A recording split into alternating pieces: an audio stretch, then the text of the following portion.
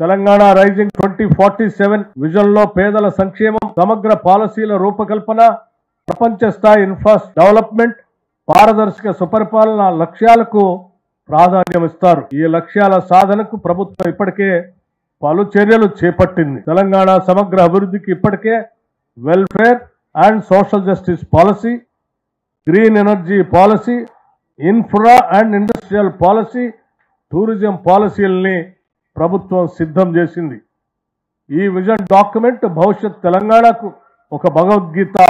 ఇది తెలంగాణ రూపురేఖల్నే మార్చేస్తుంది. Telangana public service commission ప్రక్షాళన చేసి గ్రూప్ పరీక్షలు విజయవంతంగా నిర్వహించాం.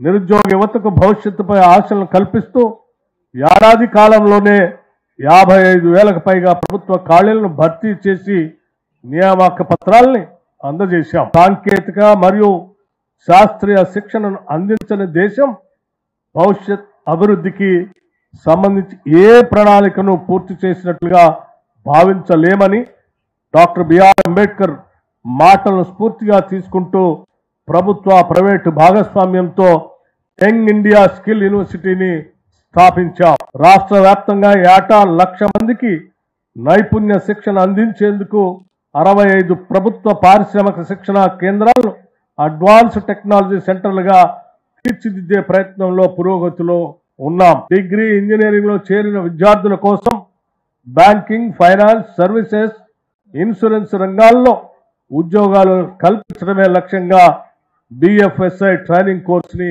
ప్రారంభించాం. విద్యార్థులకు నాణ్యమైన విద్య అందించడం, రాష్ట్రంలో ఉన్న ప్రతిభావంతులను గుర్తించి వారిని మరింత మెరుగైన స్థాయికి తీసుకురావటం, విద్యలో కొత్త బెంచ్ మార్కులు నెలకొల్పటం, దేశం గర్వించేలా మానవ వనరులను సృష్టించడం కోసం